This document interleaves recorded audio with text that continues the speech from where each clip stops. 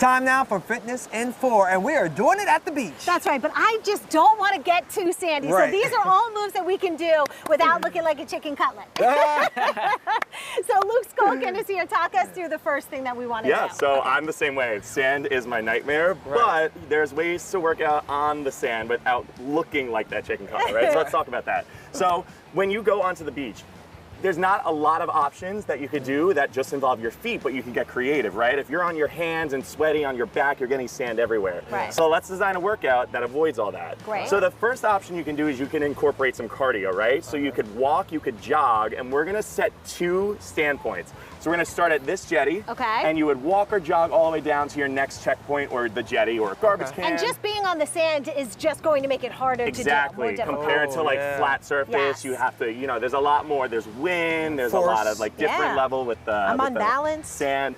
So once you get to that jetty, you're gonna now pick a few moves. So let's pick 3 moves that we're gonna do. So we just jogged to our jetty, now we're here. So first move, let's start with squats. So you're gonna lower down, bend your knees, chest up. You're gonna come nice and tall, and you're gonna squeeze your booty on the way up. Now, let's make this a little bit more advanced. So on the way up, I want you to hop.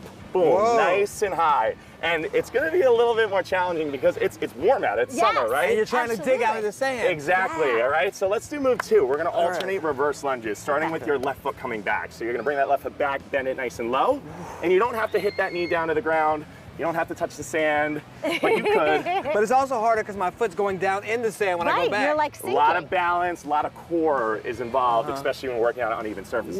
Let's make this harder. So on the way up, I want you to hop off that front foot. So you're gonna boom, hop, and then come down, and then switch. Bring that right foot back, hop, and then switch. So this adds a little bit of high intensity into it. Yeah, this is more difficult. I already feel my legs burning. You gotta on find that, your landing. right? Third move before we make it to our next jetty. It's called a good morning. Hands are gonna go right by your ears.